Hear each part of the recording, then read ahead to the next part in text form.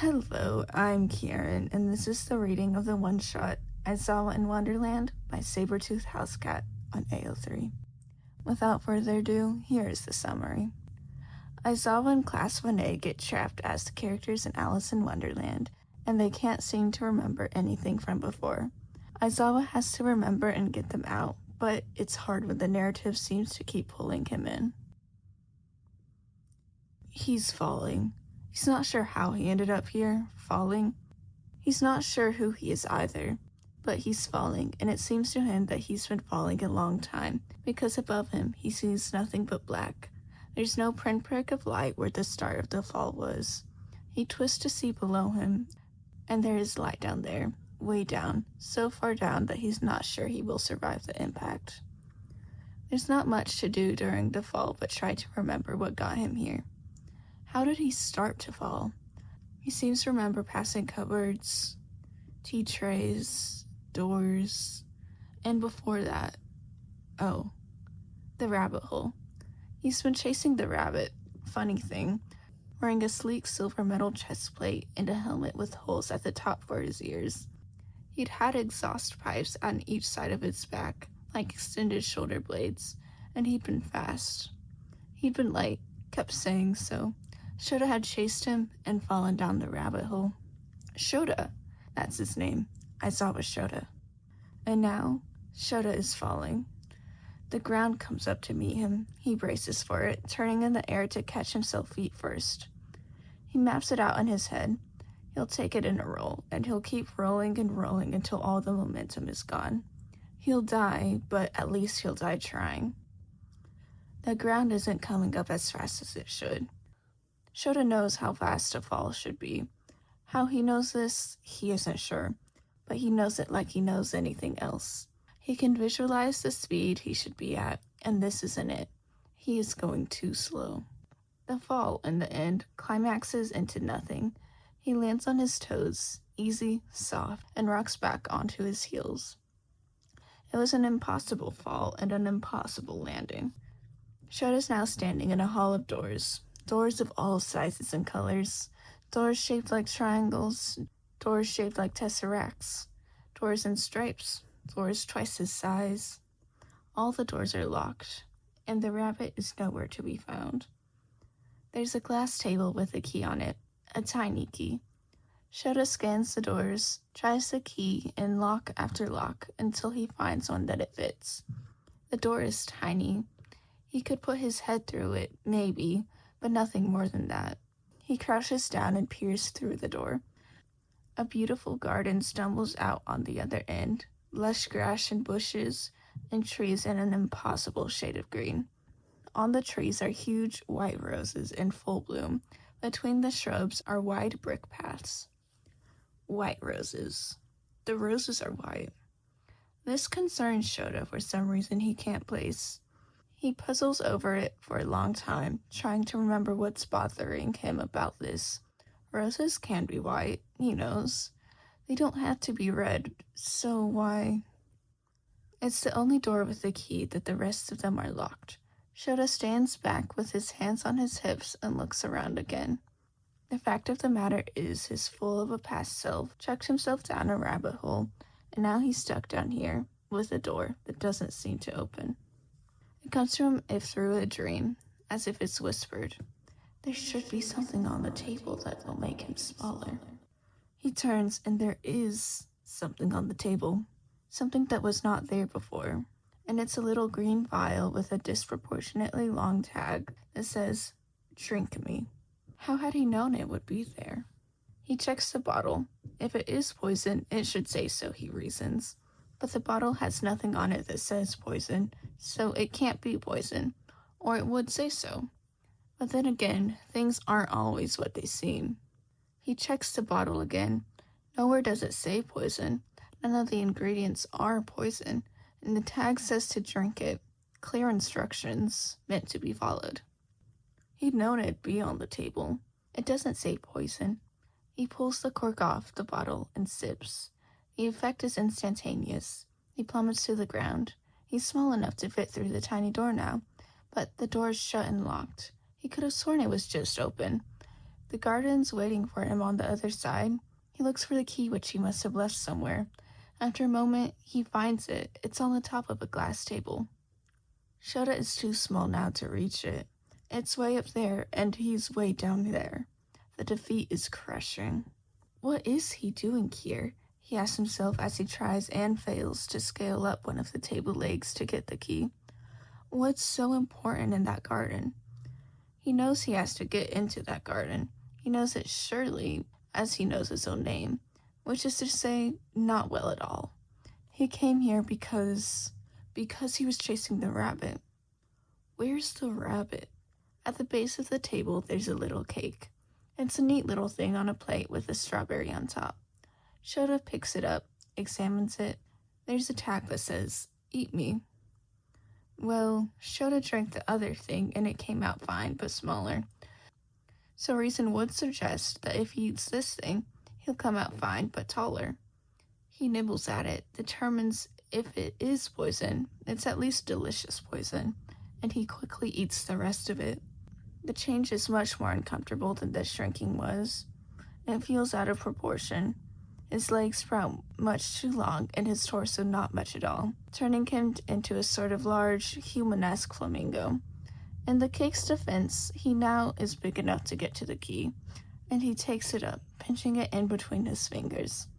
Sadly, he is too big now to fit through the door, and the drink me potion is all used up. He sits miserably for a long time, head ducked to avoid the scraping of the ceiling, and he tries to think a way out of this. He feels distinctly like he should be doing something, like, in fact, there's something that he's supposed to be doing, but he doesn't know what it is, and he's not going to sit here guessing. Something niggles at him, sort of like deja vu. There's a way this goes. The hall floods and everyone inside it gets swept up out by the waves. Mashota's the only one here, and where's the flood supposed to come from? "Hello?" he asks the empty hall. As if on cue, the rabbit appears. He speeds through the hallway, muttering about the Duchess and croquet, holding, for no apparent reason, a fan. This feels right to Shota, and it feels important that it continues to feel right. But then the rabbit stops. He looks around. He says in a dreaming, bewildered sort of tone, "Isn't this supposed to be full of tears?" Then he sees Shota. He jumps at how large Shota is and backs away a few steps. "Sir," he says, dropping the fan he's holding. This doesn't feel right to Shota. "Are you going somewhere?" Shota asks. The rabbit jumps again, having forgotten, and says, "The Duchess, I mustn't be late," and promptly runs off again. Shota's not sure what he's supposed to do with the fan. He picks it up out of curiosity and looks it over. It's not anything special, plain white and cheaply made. Why the rabbit had it at all, he's not sure. He notices some movement and looks up, only to realize he's shrinking again. He celebrates this only for a moment before it occurs to him that if he doesn't know how he started shrinking, then it's going to be difficult to stop shrinking. The only thing that's different is the fan, so he flings it away and fortunately does stop shrinking, and just in time too. Anymore and he might have completely disappeared. The door, of course, is still closed, and the floor is dry, which strikes Shota as strange. Although it shouldn't, because the floor was dry earlier too. But now it's supposed to be wet. "Why hasn't it flooded?" an irritated voice says. Shota turns to look around and finds a mouse. A purple mouse with absurdly long ears, slipping out of the shadows. "I'm going to have a walk," she mutters. She notices Shota and gives him a wide berth. Shota thinks about his cat at home and how much he misses her. She would like this place, he thinks, because this place doesn't make much sense, and cats also don't make much sense. His cat's name is Dinah. But that doesn't seem right. It is right, he knows, because it feels right, but it doesn't seem right. And there's a difference between feeling and seeming, and it's a different Shota knows well. His cat's name is... Listen, you don't belong here. You need to. Dinah. That's her name, because that's her name. He follows the mouse along the hallway. Where are you going? He asked. Out, the mouse says sourly. I have a cat who would love to meet you. And then immediately regrets it when the mouse shoots him with a terribly offended look and speeds up. If you've ever seen a mouse speed up, you know it makes them quite fast, and Shota has to run to keep up, apologizing along the way. Eventually, the mouse seems to forgive him and slows down again, and Shota refrains from mentioning his cat again, even though he feels weirdly drawn to saying something else. As they go, they're joined by other animals who all complain about the lack of flooding. Most of these animals don't strike Shota as particularly strange, but there is a black bird with 2 heads, and he finds himself staring longer than he should. They come out onto a dry beach. Now what? Says the 2-headed bird. I was supposed to recite boring historical facts to dry us off, the mouse says, long ear twitching. But there's no point to that now. I was supposed to start a carcass race, says the 2-headed bird, and then win us a prize. He's supposed to give us crackers. The bird and the mouse and all other animals look at Shota. Well, there can't be a prize if we haven't done anything prize-worthy, the mouse says, which is good because Shota checked his pockets and he doesn't have any crackers, just jelly packets.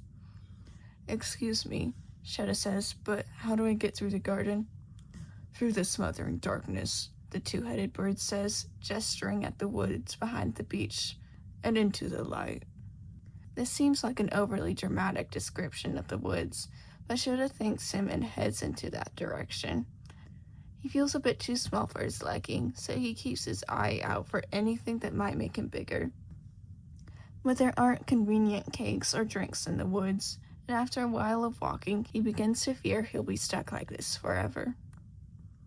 It's as he's walking that he remembers, as if in a vision, what's in that garden.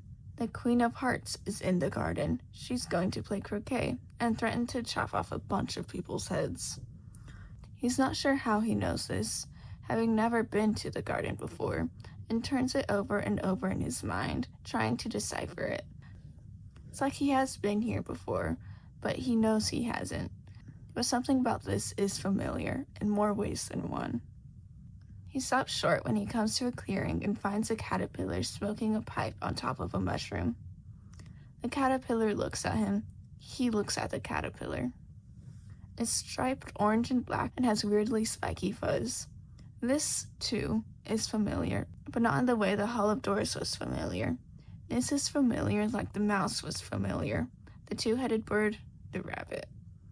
Shota has met this caterpillar before. He feels certain of it. But surely he would remember meeting a caterpillar like this. Who are you? The caterpillar asks and sounds extremely grouchy about it. I'm not sure at the moment, Shota admits. You don't know?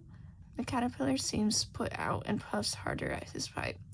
Shota sniffs the air and he's pretty sure there's nothing actually in the pipe, which feels like a relief for a reason he isn't sure of. Well, I'm sure I knew who I was this morning, Shota says, but I've changed several times since then. Who are you? The question seems to offend the caterpillar even more than Shota's answer, and he puffs away wrathfully. Rude, the caterpillar says finally, which Shota doesn't think is completely fair. You asked me, he says. The caterpillar ignores this. What do you mean you've changed? Well, I was normal size, Shota says, and then I was too small, and then I was too big, and now I'm too small again. The caterpillar scoffs. And I can't remember anything right anymore, Shota adds, but I'd mostly like to be the right size again. Do you know something that will do that? The caterpillar thinks about this for so long and so grumpily that Shota almost leaves mid-conversation. But then, what is the right size? This conversation is more irritating than it's worth. My normal size, Shota says. Once again, the caterpillar has to think. What is the normal size? Not this, Shota says, irritated. 4 inches is too small. Too small? This is the breaking point for the caterpillar. who Shota realizes suddenly is probably around 4 inches himself. He puffs wrathfully as he slides off the mushroom and away. He's almost out of sight, but then he pauses and turns back to Shota. One side will make you larger, and the other side will make you smaller. But you knew that already. With that, he vanishes into the woods. The first phrase echoes in Shota's mind as achingly familiar. If it is deja vu, it's a weird type. It's like he's supposed to be remembering something, but he's forgetting. Or it's like he's supposed to be forgetting, but he's remembering. And he feels strongly that he's heard those words before. That, in fact, he should have already known this already. You know it, Of course you know it. Something is. He puzzles over the mushroom, trying to figure out which side is which.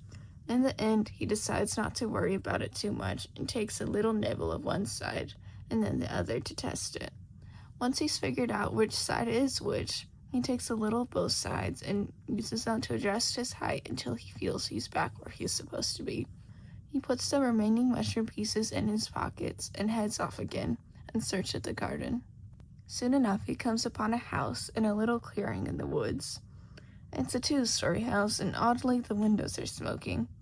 He's debating whether or not to enter when a strange footman comes running up to the house. He has 3 arms on each side and long bangs to cover his face. As he runs up, the door opens and the frog footman comes out. They bow to each other, accidentally bumping heads, and the 6-armed footman passes a letter to the frog footman with the announcement, an invitation for the Duchess to play croquet. Then he hurries off. The frog footman sits at the steps at the edge of the house and looks up at the sky. Shota ventures to the house, curious, and knocks on the door. You can't get in, ribbit, the frog footman tells him. I'm out here, so there's no one to open the door. This is such a nonsense argument that it takes Shota a minute to figure out how to respond. Finally, he says, You could open it from the outside. I'm a footman, she says. People can't get in unless I open the door from the inside, ribbit. And I can't open the door from the inside if I'm outside. And I can't get inside unless someone opens the door. And no one can open the door because I am the footman and I'm outside and... She continues on this dialogue dreamily until her voice fades into mumbles and she's back to staring at the sky. And Shota, who is almost 100% certain this is absurdity, opens the door himself and walks in. The overwhelming scent of pepper assaults him as he enters and his eyes begin to sting. He follows the burning to the kitchen, where he finds a brown-haired, square-jawed cook making something in a cauldron, the source of the smell. And sitting in the rocking chair within a cloud of the peppery smoke is a tall girl with black hair and a ponytail. The Duchess, Shota presumes, clinging to her leg is a purple baby with balls for hair. Shota nearly backs right out of the room, but something stops him. And that something is a cat colored a bit like a prism. All greens, yellows, and purples. The cat is smiling at him. It's very disconcerting. Why is your cat smiling? Shota asks. It's a Cheshire cat, the Duchess says, as if this explains it. My cat. Shota hesitates again. Dinah never smiles. His cat can't be named Dinah. Shota would never name a cat Dinah. He knows this, suddenly, as if a real fact, and the room tilts slightly. It fractures around the edges. Shota blinks, and suddenly, the Duchess is right next to him, gripping his elbow so tight her nails sink in a bit in his arm. She looks at him for a very long time, and her eyes are dark and endless. She says, Something is wrong, and it doesn't sound like her, and yet it does. Shota can't think straight. Something is wrong. But what? What is wrong? He's been 4 sizes today. He's missed a flood and offended a caterpillar. All of this, he knows, is out of the ordinary. He doesn't think for some reason that these occurrences are what the Duchess is referring to. She's referring to his cat, and how its name is not in fact Dinah. We're not supposed to be here, the Duchess says. Something twists in Shota's stomach, and he has to look away. As he does, her grip suddenly disappears. He gathers himself to look at her again, and she's back to normal. I have to get ready for croquet, she asks. Would you watch the baby? With that, she hurries off upstairs. The cook has vanished, and when Shota looks for the baby, that too is gone, and so is the cat. He's alone in a house full of pepper, and his vision is blurry around the edges. He isn't sure what's causing his vision to go sideways, so coughing, he runs outside. The frog footman is gone. Even in the clear air outside, there's something wrong with his eyes. He can't quite explain it, and it's like the world has gone wavy around him. It's harder for him to walk in a straight line than before. He stumbles into a forest and quickly gets lost. He's about to fall to despair when he hears a weird laugh. He looks up and finds the Cheshire Cat staring at him from atop a low tree branch. "Do you know which direction I should go?" Shota asks. "Well, that depends entirely on where you're trying to get," the cat says. "Yes, well, I don't understand where that is." The cat's smile widens. She really is a strange thing, vaguely translucent around the edges and refusing to stay on any one color at a time. "Then any direction will get you there just fine. But if you need help choosing, the Hatter is that way." The cat points with her tail. "And the March Hare is that way." She points the exact opposite direction. "They're both quite mad." "But I don't want to go among mad people," Shota remarks. "Oh, but you can't help that," says the cat. "We're all mad here. I'm mad. You're mad." "How do you know I'm mad?" says Shota. "You must be," says the cat, "or you wouldn't have come here." Shota thinks this is a good point and doesn't have much to say to refute it. Again, there's something familiar about this, as if it's a dream Shota has had before. And the cat is as good of a thing to ask as anyone else. He hesitates and says, "Have you noticed anything strange?" The cat just smiles and says, "I have noticed everything strange." "Right." "Farewell," the cat says and starts to fade away. Slowly, her body disappears, and then her head, and then last, her smile. Shota turns towards the Hatter's house, and then the March Hare's, trying to decide. "By the way," the cat says suddenly, and when Shota looks, just her head is back, floating in the air above a branch. It's eerie. "Are you going to play croquet with the Queen?" "I would like to," Shota says, "but I just haven't been invited yet." The cat smiles, all teeth. "See you there," she says, and vanishes. Shota waits for her to say something else, but she seems to be truly done now. He decides it doesn't matter much which direction he chooses, as long as he chooses a direction. So he heads off towards the March Hares at random. It isn't long before he comes upon a house. The house is shaped like a rabbit, with ears for chimneys and a door where the mouth is, and it's been painted all green. In front of the house, a tea party at a long table. The party has 3 attendants, although there are plenty of place settings. All 3 of them are bunched at the end. A hare, a hatter, and a dormouse. "May I join you?" Shota asks. They don't answer, so he sits down at the other end of the table. "You weren't invited," shouts the Hatter immediately. The Hatter is wearing all pink, including her very tall top hat, and her cheeks are round and rosy. "There's no room," the hare agrees, or Shota supposes it's the hare, since it matches the house perfectly down to the green fur. "There's plenty of room," Shota says, already irritated. "No one in this place makes any sense. You're all down there." They don't seem to have a good argument for that, and he's allowed to stay. "Would you like some tea?" the Hatter asks him, which is much more politely. The hare pours a new cup and passes it to the Hatter. He pushes it gently through the air. It bobs and floats until it lands perfectly on the table in front of Shota. He takes a sip. It tastes like nothing. "Is it tea time?" the hare asks. The Hatter checks her pocket watch and confirms it. They fill their own cups and drink. Shota, who is fairly certain it is not in fact tea time based on nothing but the position of the sun, frowns at them and sips his own tea. He's not certain whether he should point that out or not. Everyone has been rude to him so far, and he's beginning to realize that no one is going to respond well to him pointing out discrepancies. But he can't help himself. "It's only noon," he says. "Noon?" says the Hatter. Nonsense. You see, says the Hare, the Hatter offered time and nearly got beheaded by the Queen of Hearts, actually, and time has never forgiven the Hatter. It was tea time then, the Hatter says, so it's tea time now. Shota has no idea what's going on. The Dormouse emerges blearily from the teapot it was sleeping in, its fur standing perfectly divided down the middle, white on one side, red on the other. Something tingles in Shota's brain. This reminds him of something. Of what? For the Hatter, the Dormouse says.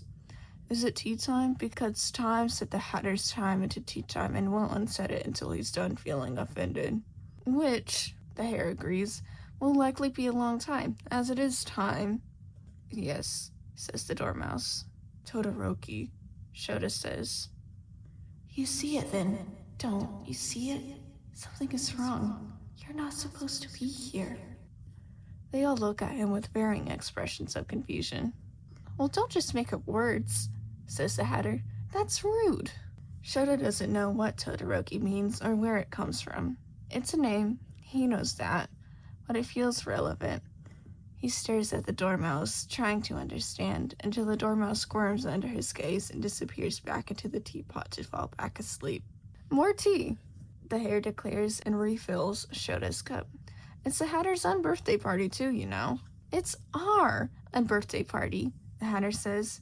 Yours too, she tells Shota, and then adds doubtfully, unless it's your actual birthday, in which case you are uninvited. Shota is busy staring at the Hare, who seems just as familiar as Dormouse. They all seem familiar, but the Hare particularly so. Shota feels a little bit weary looking at him, similar to how he felt around the caterpillar, actually. He digs around his brain for answers. Midoriya is what comes out of his mouth. Making up more words? The Hatter shrieks. Isn't that what I told you not to do? You can't stay in the tea party if you don't follow the rules of the tea party, the Hare says. We're all out of sorts now. Weren't you supposed to ask a riddle? Yes, the Hatter. Everything's out of order. The Raven, Shota says, remembering. This is all so familiar, like he's read the script before. Why is a raven the same as writing desk? The Hatter frowns. That's my riddle. You shouldn't steal other people's riddles, she says unhappily. What's the answer? Shota asks. How should I know? Something is wrong. You're not supposed to be here. But then where is he supposed to be? He remembers the rabbit hole. He remembers falling and falling and falling and falling. There must have been before. There's something before he saw the rabbit. His head hurts. Why can't he remember? Why did I go down the rabbit hole? He asks himself.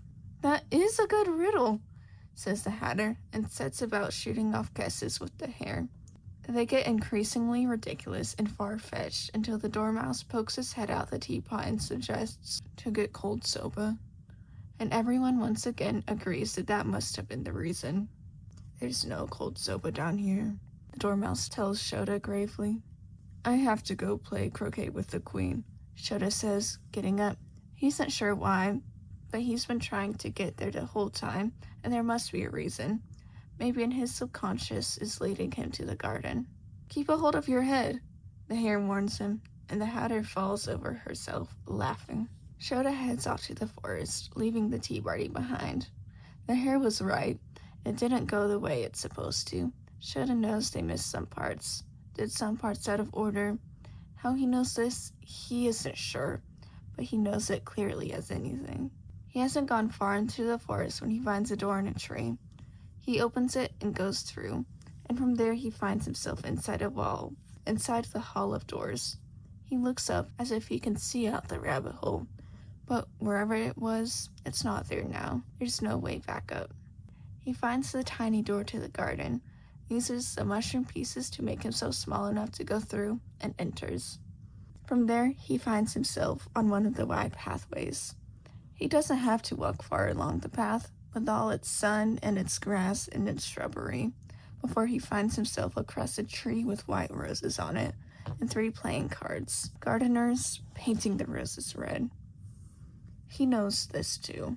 This he remembers, and the cards he recognizes by the name Shinso, Ojiro, Aoyama. He doesn't know how he knows them. Why are you painting the roses red? He asks them, although he thinks he knows the answer. The queen asked us to grow red roses, Aoyama, too, explains. But 7 planted white roses instead. If we don't paint the roses red, the queen will take all our heads. Shota could do without the rhyming, but that answer was about what he expected. He did know the story. He read it somewhere once. He couldn't remember the title. The trumpet blared suddenly. All the gardeners threw themselves onto the ground in a low bow. Along came a royal procession. The Queen of Hearts, the King of Hearts, the Knave of Hearts, and a bunch of other playing cards. Shota recognized the royalty. Ashido, Kirishima, Kaminari. The queen, predictably, gets angry about the roses not being red and orders all the cards to lose their heads. In the ensuing chaos of finding the executioner, Shota hides all the cards in a nearby pot. The queen, Ashido, notices him there. She looks him up and down. Do you play croquet? She asks. Shota has never played croquet in his life. Of this, he's certain. Yes, he says. Not well. Come play croquet with us, the queen says, and on the procession goes. The executioner, Sero, doesn't find the cards and gives up, hurrying along after them. Shota helps them back out of the pot before joining the procession. The game of croquet turns out to be very confusing. Shota had been expecting to find answers here in the garden in this game of croquet, but all he finds is bafflement. The balls, for one thing, are live hedgehogs, and the mallets are live flamingos. The arches are made of card soldiers, 2 of them standing to make the sides and 1 lying across the top of the others to make the top. The hedgehogs keep running off before anyone can hit them, and the flamingos keep twisting to avoid being used to hit anything. And the arches keep running off to somewhere else. It's pure chaos. It's both wrong and right simultaneously. This is how it's supposed to be, but it isn't how one plays croquet. Shota's headache is ever growing. He turns to find the hedgehog, and instead finds the Cheshire cat watching him. The cat has chosen to only present as a head, and she is floating in the air close by. How do you like the queen? The cat asks. Shota is about to respond shortly in a burst of irritation, but he suddenly noticed that the queen is within earshot and is clearly listening, and so instead he says, I think she's going to beat everyone at croquet. Clearly satisfied, the queen flounces off. Have you found your destination? The cat asks him once she's gone. I thought this was it, Shota says, frustrated, but here it's just as confusing as there. We are neither here nor there. The cat disagrees. Shota squints at the cat. Hagakure, he says. The cat blinks. Slow. What does that mean? The king of hearts unfortunately takes notice at them in this moment, comes over. What a strange cat, he says, examining her. Thank you, says the cat. However, the king didn't seem to mean this in a good way. Not manly at all, he mutters, and off he goes to find the executioner, which isn't a good sign. The Cheshire cat seems to find this unconcerning, so Shota goes off to play more croquet, as if the answers to the puzzle will be found by scoring just 1. He doesn't manage to score any because his flamingo escapes him. When he comes back, it's to find the king and executioner arguing about how to behead a cat that is only a head. The executioner agrees that it's not possible. The king argues that it's more than possible. The queen argues that it should be done as soon as possible. Why don't you ask the Duchess? Shota suggests. She's her cat. This is agreed upon as a very good solution, and the Duchess is procured. By the time she's found, the cat has disappeared, and everyone has moved on. The Duchess hurries up to Shota. Would you like to take a stroll around the gardens? She asks, grabbing his arm and clutching to it as tightly as she had before. He looks at her closely. Yagirozu, he says. Shh, she hisses. And the moral of that, she says much louder, is that you should never eat crackers before dinner. What? Shota says. I can't talk to you long, she says in a normal tone, but something is wrong here. Something is very wrong. I know, Shota says, but I can't tell what just yet. We're not supposed to be here, Yaoyorozu says.